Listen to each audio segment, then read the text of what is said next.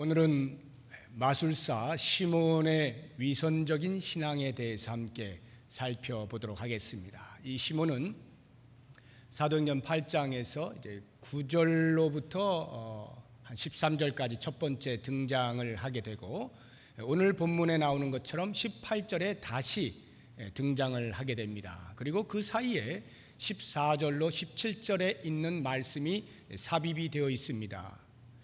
사도들이 기도를 하여서 사마리아 땅에 있는 사람들이 성령을 받게 되었다는 내용인데, 이 내용이 중간에 삽입된 것은 그냥 시간의 흐름에 따라서 일어난 사건을 기록한 것으로서 존재하고 있는 것이 아니라, 이 누가가 하나님께서 이것을 기록함으로써 우리에게 들려주시고자 하는, 시몬을 통하여 경고하시고자 하는 메시지를 선명하게 드러내는 목적을 가지고 의도적으로 14절로 17절의 내용을 삽입을 한 것을 알아야 합니다. 지난 시간에 그 내용을 말씀을 드렸는데, 잠시 간단하게 되짚어 보면, 베드로와 요한이 예루살렘에서 파송되어서 사마리아 땅에 오게 되죠. 사마리아 땅에도 복음이 증거되어졌고, 그 복음을 들은 사람들이 믿게 되었고 세례를 받고 하는 일들이 일어났다 하는 소식을 듣고, 과연 그러한가 진위를 판명하기 위하여 베드로와 요한이 파송된 것입니다. 그들이 와서 보니 직접 그러한 일이 있음을 알게 되었고, 그래서 그들이 기도하여 성령이 임하게 된 것입니다. 사도들이 기도하기 전까지 사마리아 땅에는 성령이 임하지 않았었죠.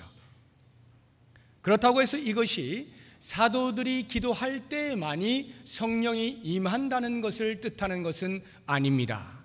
2차 성령 세례를 받아야만 진정한 구원을 얻을 수 있다는 것을 말하는 것은 더더욱 아닙니다. 이것은 복음이 더 이상 예루살렘에만 머물러 있지 아니하고 인종과 민족과 지역을 넘어서 온 세계에 펼쳐져 나가게 될 것에 대한 외적인 확증으로서 주어진 그 당시의 특별한 상황이었습니다. 하나님에 의해서 버려진 땅이라 여겨졌던 사마리아 땅에도 하나님의 구원이 임하는 것을 공식적이고 공개적으로 알리기 위하여 하나님께서는 일부러 당시 권위를 가지고 있었던 사도들을 사용하신 것입니다. 예루살렘에 강림하셨던 성령은 사마리아 땅에도 강림하실 수 있고 이방 어느 땅에서도 강림하실 수 있는 것임을 아무도 부인하지 못하도록 만든 사건입니다. 그래서 하나님의 구원 역사는 그 어떤 것에도 방해를 받거나 제한받지 아니하고 전 인류에 미치는 우주적인 사건임을 천명하기 위해서 기록된 것입니다. 사마리아 땅에서의 성령 강림이 이처럼 하나님의 깊으신 배려와 간섭과 계획 가운데에서 이루어진 것임에도 불구하고, 우리는 자꾸 베드로와 요한에게 초점을 맞추고자 하는 유혹을 받게 됩니다. 15절을 보시게 되면 그들이 내려가서 그들을 위하여 성령 받기를 기도하였다고 나오고, 17절을 보게 되면 이에 두 사도가 그들에게 안수함에 성령을 받는지라 기록하고 있습니다. 하나님께서 그들에게만 특별히 이와 같은 능력을 별도로 부여하신 것 아니냐 하는 생각이 들고, 그래서 부럽기도 하고 나도 혹시 그러한 능력을 받을 수는 없을까라고 하는 셈이 나는 것입니다. 우리의 이러한 연약함을 아시는 하나님께서 그와 같은 생각이 얼마나 불경스럽고 위험한 것인지를 알게 하시기 위하여 마술사 시몬을 등장시키신 것입니다. 9절 이하에 나오는 첫 번째 등장에서 시몬이 어떻게 소개되고 있습니까? 사마리아 성의 마술사였죠. 그냥 손장난하는 마술사가 아니라 주술사, 마법사라고 말씀을 드렸습니다. 신통하기가 그지없어서 그 성에 있는 모든 사람들, 남녀노소, 빈부, 귀천, 유무식을 막론하고 모두가 시몬의 말에 귀를 기울였습니다. 아마도 모르긴 몰라도 시몬은 오랜 시간 동안 그곳에서 그들에게 대접을 받으며 호의호식하고 살고 있었을 것입니다. 그런데 빌립이 나타나서 복음을 전하자 시몬은 졸지에 그 복음을 믿고 세례를 받고 전심으로 빌립을 쫓아다녔습니다. 복음의 능력이 바울과 같이 하나님을 직접적으로 대적하고 있는 자에게도 나타나 변화시킬 수 있다라고 할 때에 마술사 시몬이 회심한 것 별로 이상한 것은 아니겠습니다. 그런데 오늘 두 번째 등장하고 있는 이 본문을 보게 되면 시몬이 엉뚱한 소리를 하게 되므로 사도 베드로에게 심한 꾸지람을 받는 것을 보게 됩니다. 18절과 19절이 그 엉뚱한 소리인데, 시몬이 사도들의 안수로 성령 받는 것을 보고 돈을 들여 이르되 이 권능을 내게도 주어 누구든지 내가 안수하는 사람은 성령을 받게 하여 주소서 하니, 바로 이 구절이 하나님께서 우리에게 경고하시고자 하는 메시지가 담겨 있는 것입니다. 성과 속의 경계를 교묘하게 넘나들면서 자신의 이득을 챙기는 일련의 신앙 행태들을 시몬을 통하여 대표적으로 보여주시면서 그 사악함을 지적하고 계시는 것입니다. 로이드 존스 목사님의 전임 사역자였던 강해 설교의 대가인 캠벨 모건 목사님께서는 이 구절을 보면서 시몬의 믿음을 의심할 필요는 없다라고 주석을 하였습니다. 그의 믿음이 가짜였다라고 하는 확실한 증거가 없기 때문에 성경에 나와 있는 액면 그대로 그의 믿음을 인정하는 것이 옳다는 것입니다. 그렇게 보게 되면 19절과 같은 말은 시몬이 아직 믿음이 약해서 일시적으로 현혹된 것으로 이해하시면 되겠습니다. 그리고 22절에 나오는 베드로의 대답도 시몬의 연약한 믿음을 불쌍히 여기고 바른 믿음을 세워주고자 하는 사도의 권면으로 보게 되면 됩니다. 그러나 그렇게만 보기에는 석연치 않은 부분이 너무나 많이 있습니다. 우선 베드로의 대답들, 베드로의 말들이 강경한 것을 느끼게 됩니다. 22절의 말씀은 결코 부드러운 권면이라 할 수 없을 것입니다. 그러므로 너의 이 악함을 회개하고 주께 기도하라. 혹 마음에 품은 것을 사하여 주시리라. 물론 이 말씀 한 구절만 따로 떼어놓고 보면 이것이 부드럽게 권면하는 것인지, 아니면 안타까운 심정으로 회개를 촉구하고 있는 것인지, 아니면 그 믿음 없는 중심을 찌르고 지적을 하고 있는 것인지 잘 분간이 안 갑니다. 그러나 앞뒤를 보시게 되면 이 말의 의미도 함께 찾아볼 수가 있는데, 그 뒤에 나오는 23절을 보시기 바랍니다. 내가 보니 너는 악독이 가득하며 불의에 매인 바 되었도다. 악독이 가득하고 불의에 매인 바 되었다라고 말하는 이 말투는 베드로가 그 앞서서 사도행전 5장에 보면 아나니아와 삽비라에게 한 말과 대단히 비슷한 것을 볼 수가 있습니다. 사도행전 5장 3절에 베드로가 이르되 아나니아야 어찌하여 사탄이 내 마음에 가득하며 내가 성령을 속이고 땅값 얼마를 감췄느냐, 이렇게 말하고 있습니다. 이 어투를 잘 보시기 바랍니다. 사도행전 13장에도 보게 되면 바나바와 바울이 수리아에 있는 안디옥 교회로부터 최초의 선교사로 파송을 받아서 1차 전도 여행을 출발을 합니다.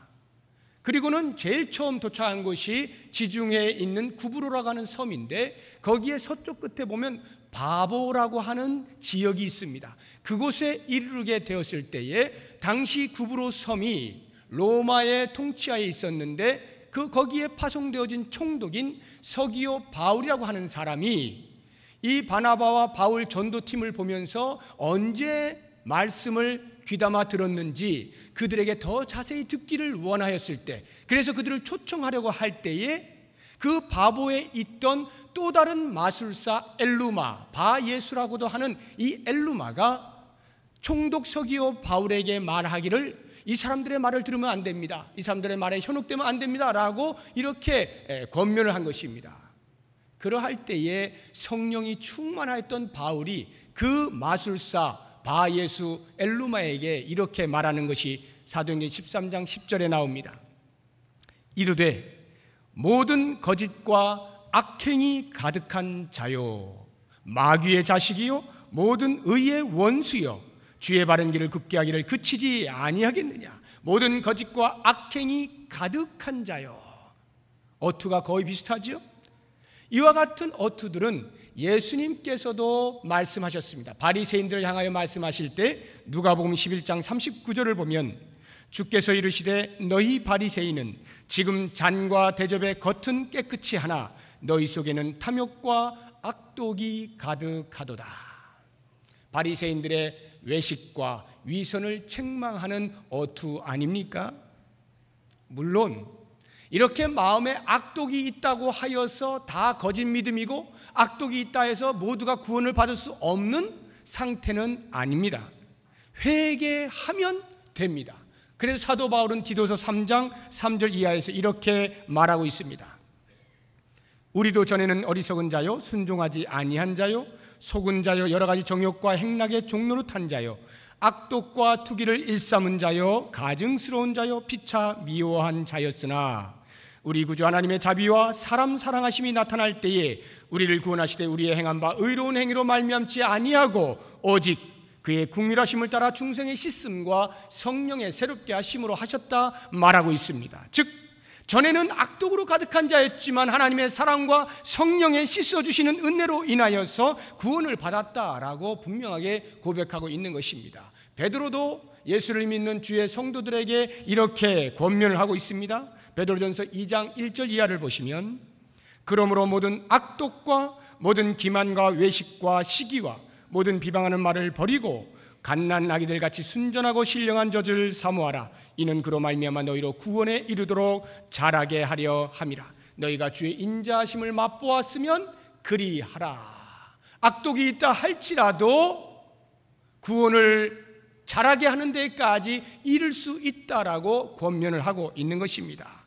그러나 지금 이 본문에서 나타나고 있는 시몬은 어떠합니까? 시몬은 예수 그리스도의 복음을 듣게 되었을 때 그 복음을 믿고 세례를 받고 전심으로 빌립을 쫓아다녔습니다.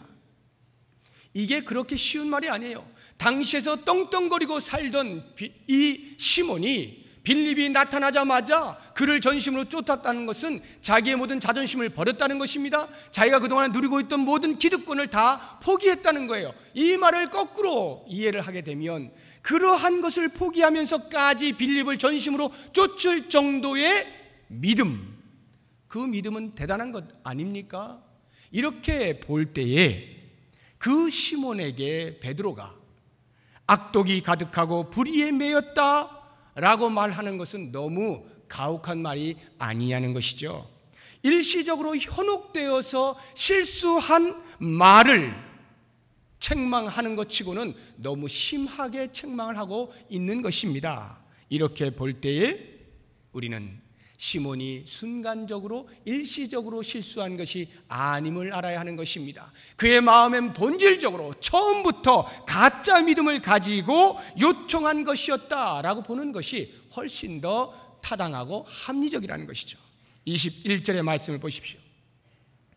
하나님 앞에서 내 마음이 바르지 못하니 이 도에는 내가 관계도 없고 분깃될 것도 없느니라.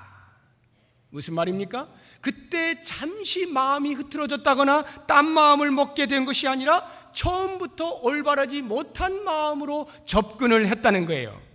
그래서 복음과는 관계가 없다는 거죠. 복음을 받아들인 자가 아니라는 것입니다. 겉으로는 복음을 받아들인 자처럼 행동하였지만 실제 그 마음 가운데는 복음의 씨앗이 떨어지지 않았다는 거예요. 그래서 복음을 받아들인 자라면 반드시 받게 되어질 영생의 그 분깃이 시몬에게는 없다라고 단호하게 말하고 있는 것입니다.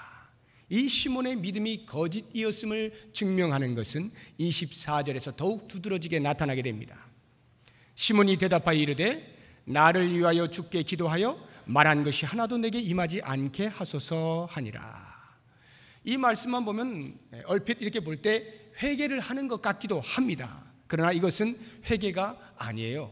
기도를 부탁한다 하는 것이 곧 회개를 의미하는 것은 아닙니다. 마음은 돌이키지 않으면서 단지 자신이 받을 그 저주가 두려워서 그 저주로부터 좀 벗어나게 해주십시오라고 얼마든지 기도를 부탁할 수 있는 것입니다.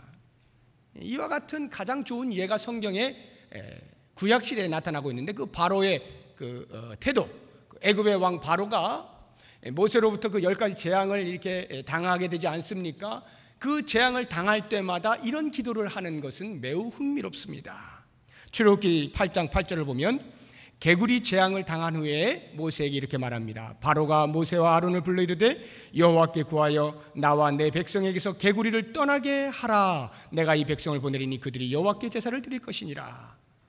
이때뿐만이 아니에요. 파리 재앙을 받고 난 후에도, 우박 재앙을 받고 난 후에도 똑같은 말을 합니다. 심지어 메뚜기 재앙을 받고 난 다음엔 더 간절하게 부탁하는 것을 볼 수 있어요. 출애굽기 10장 17절에 보면 바라건대 이번만 나의 죄를 용서하고 너희의 하나님 여호와께 구하여 이 죽음만은 내게서 떠나게 하라. 자, 이와 같은 구절들을 모아서 보게 되면 바로가 얼마나 믿음이 있어 보입니까? 얼마나 진정으로 회개한 듯 보이지 않습니까? 그러나 그 전체 앞뒤 문맥을 쭉 보시게 되면 어떻습니까? 바로의 회개는 흉내만 낸 것이죠. 하나님께로 돌아서는 진정한 회개가 아니라 재앙을 피하기 위한, 지금 내가 당하고 있는 위기를 모면하기 위한 수단으로서의 회개하는 척만 하고 있는 거예요. 회개하는 척, 프리텐드만 하고 있는 것입니다. 진정한 회개라고 하는 것이 무엇입니까?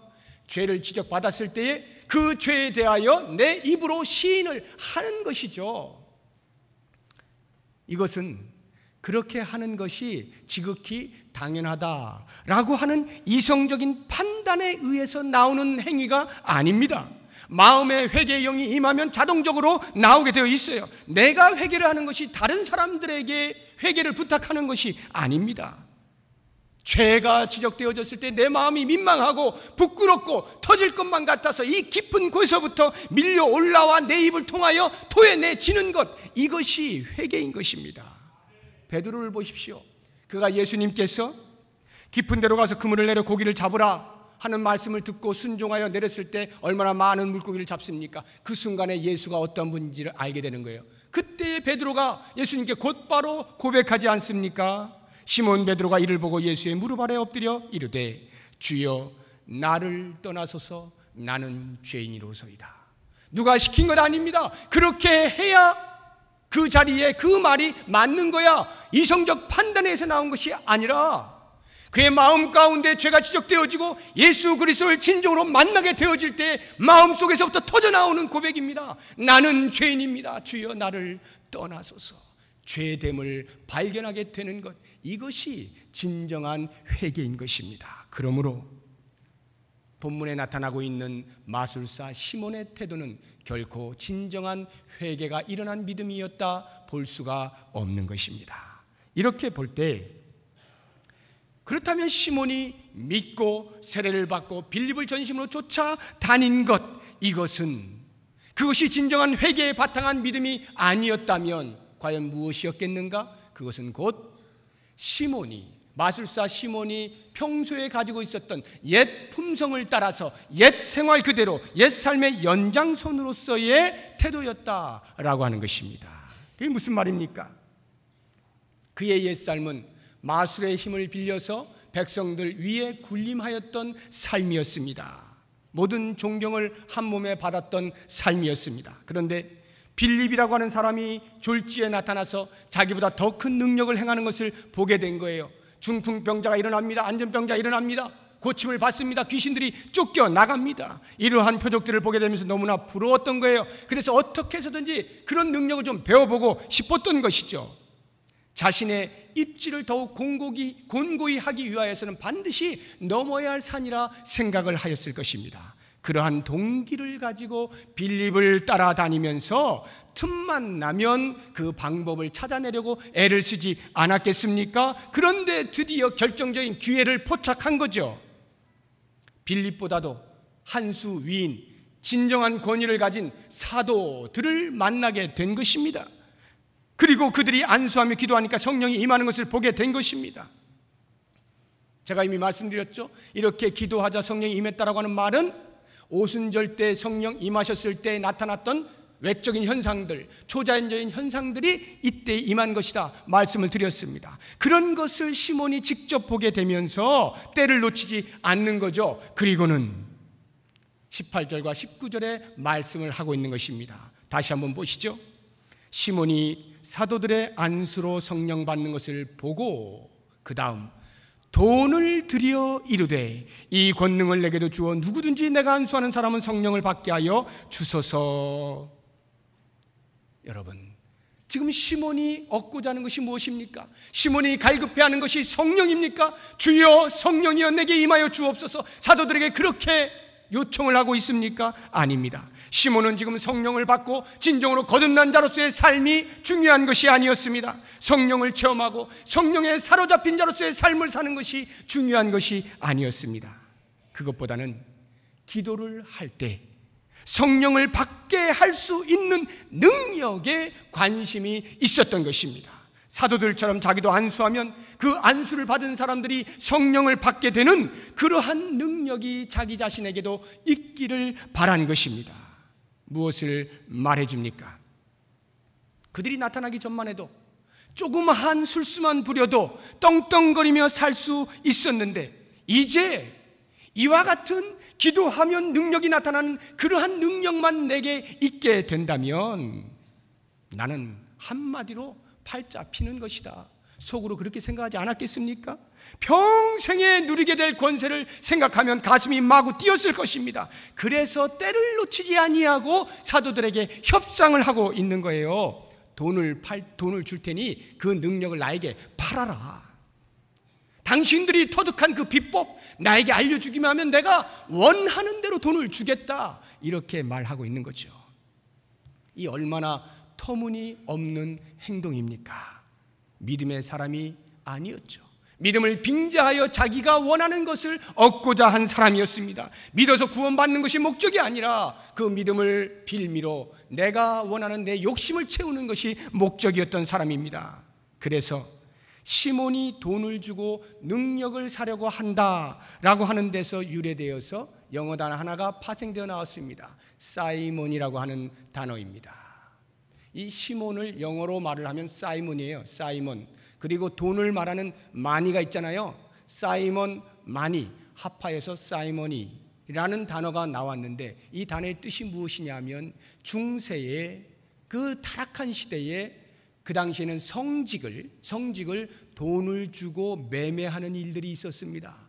성직에 오를 수 없는 사람이 부자인데 꼭 그것을 갖고 싶어요. 그러면 돈을 어마어마하게 기부를 하고 성직을 사내는 일들이 있었는데 그 성직 매매를 가리켜 영어로 사이몬이라 이렇게 말해요. 시몬의 돈이라는 말이죠. 이 구절에서 나온 단어입니다. 여러분 혹시 루터의 일생을 그린 영화를 보신 적이 있는지 모르겠습니다. 거기를 보시게 되면은 그 존 태첼이라고 하는 신부가 나옵니다.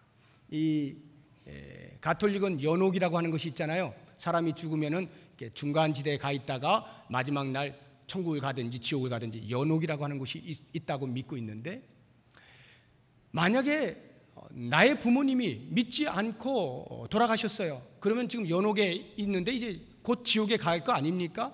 그래서 그 당시에 이 존 태칠이라고 하는 사람이 그 중세의 교회의 그 권세를 누리기 위하여서 많은 돈을 긁어 모았는데 면죄부라고 하는 것을 팔았습니다. 그 면죄부가 뭐냐 하면 연옥에 있는 그 사람들, 비록 믿지 않고 죽었지만 이 땅에 살고 있는 믿음의 사람들, 자손들이 어느 행위를 하게 되면 이 사람들이 연옥으로부터 나올 수 있게 된다. 이러한 것이 면죄부예요. 그래서 이 면죄부를 많은 성도들이 살 수 있도록 하기 위하여서 거대한 플랜카드를 만들었습니다. 거기에다가 홍보 문구를 걸고 돌아다녔는데 그 문구를 제가 읽어드리겠습니다. 당신의 돈이 통에 떨어지는 그 순간 당신이 위하여 지불한 그 사람의 영혼이 바로 연옥의 불 밖으로 뛰어나온다. 많은 돈을 돈통에 집어넣는 순간에 비록 믿지 않고 죽었던 영혼이라도 그 돈 때문에 다시 살아나온다는 거예요. 이러면서 면죄부를 팔고 다녔습니다. 여러분, 오늘날에는 이런 일들이 없을까요? 그때만 있었던 일입니까? 시몬으로부터 시작된, 아니 어쩌면 그 이전부터 이미 존재하고 있던 거짓 신앙, 물질주의, 세속화라고 하는 것은 역사 속에서 단 한 번도 사라진 적이 없습니다. 그 영향력의 정도는 차이가 있을는지 몰라도 언제 어느 때이든지 이와 같은 일들은 항상 있어 왔습니다. 우리는 보통 중세 시대를 가리켜서 영적 암흑기의 시대였다라고 말을 하지만, 그렇다고 해서 오늘을 사는 우리의 시대가 그때보다 나은 것이 있다라고 별로 말할 것이 없는 것 같습니다. 성과 속의 경계를 애매히 해서 분별이 어렵도록 만들어 놓고 교묘히 인간의 욕심을 채우도록 하는 일들은 어제나 오늘이나 별반 다를 바가 없다는 거예요.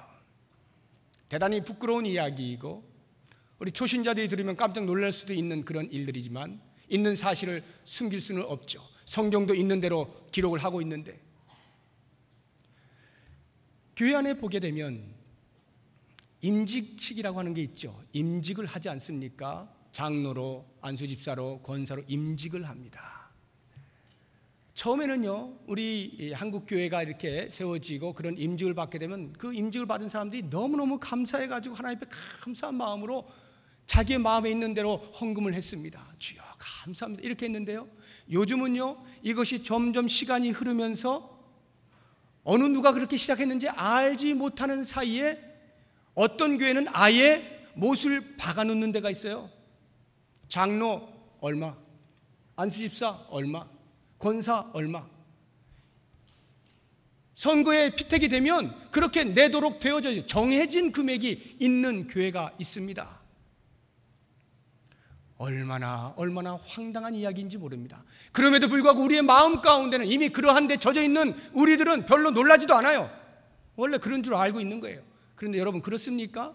임직이 이렇게 돈을 주고 사고 팔 수 있는 것입니까? 아니죠. 그럴 수 없는 것입니다. 더 심한 데는요, 이런 사람들도 있어요. 아예 먼저 거대한 돈을 기부합니다. 교회에다 헌금해요. 그리고 달라는 거예요. 장로 달라는 거예요. 이런 사람들도 있어요. 그리고 그렇게 하는 목사들도 있어요. 여기 나타나고 있는 사이몬의 돈과 다를 것이 무엇이 있습니까?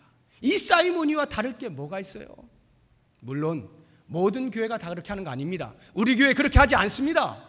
바른 교회 많이 있어요. 그러나 그럴지라도 우리는 그와 같은 바른 선택을 해야 하지만, 그렇게 나타나고 있는 현상들에 대해서 무감각하게 뭐 그런 거지, 이렇게 하고 덮고 넘어갈 일이 아니라는 거에 경각심을 가지고 볼 수 있어야 된다는 것입니다. 영적인 민감함을 가질 수 있어야 한다는 거예요.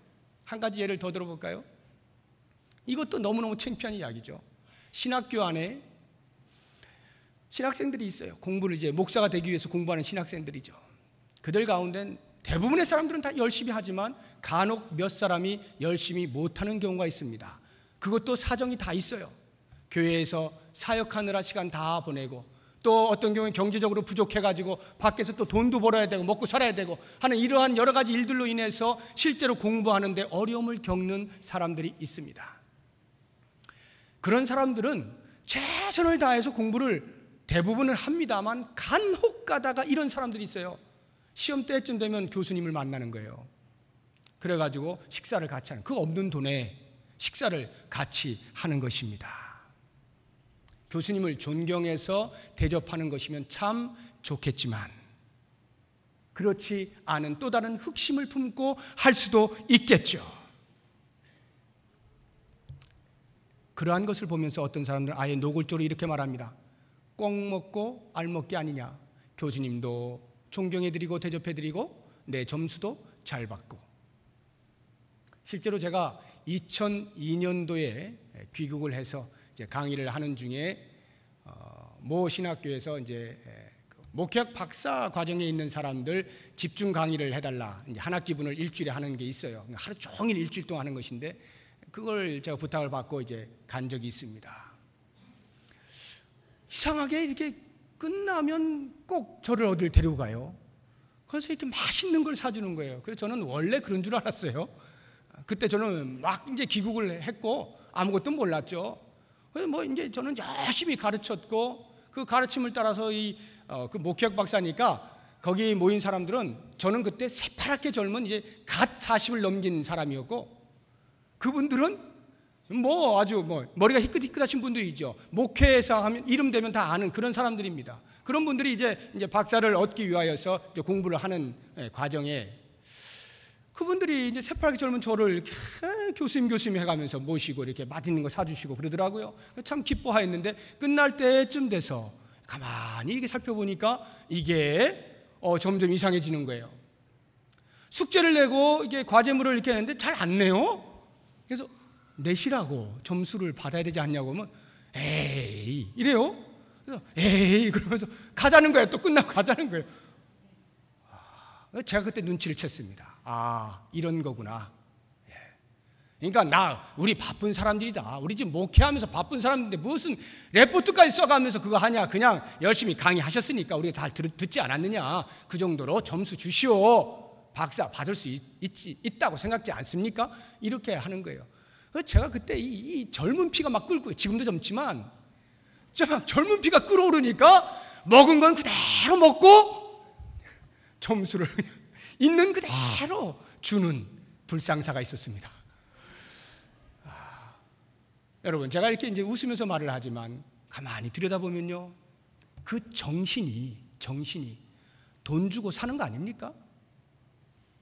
안 그래도 학비 내고 시간 들여가면서 공부하고 있는데 거기다가 또 뭐 교수한테 먹을 것까지 주면서 돈 써가면서 그 학위를 따겠다고 그러냐고요. 사이몬이 아니에요.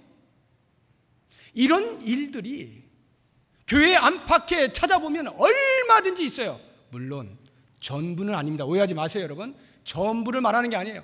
비록 일부이지만 그 일부조차도 교회는 그래서는 안 되는 거죠.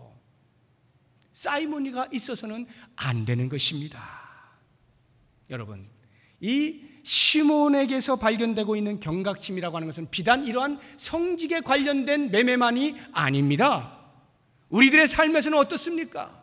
만약에 우리의 신앙의 생활에 있어서 하나님은 보지 아니하고 기적을 쫓아다닌다든가 하나님께서 베푸시는 은혜는 생각지 아니하고 능력만 추구한다든가 우리의 믿음은 그저 겉포장일 뿐 속으로는 자기 욕심으로 가득 찬 사람, 믿음을 빌미로 해서 나의 행복이나 나의 안녕이나 나의 평안만을 추구하는 사람, 이것이 다 사이몬이가 아니고 무엇이겠습니까? 정신을 똑바로 차리고 들어야 할 영적인 메시지가 이 안에 들어있는 거예요.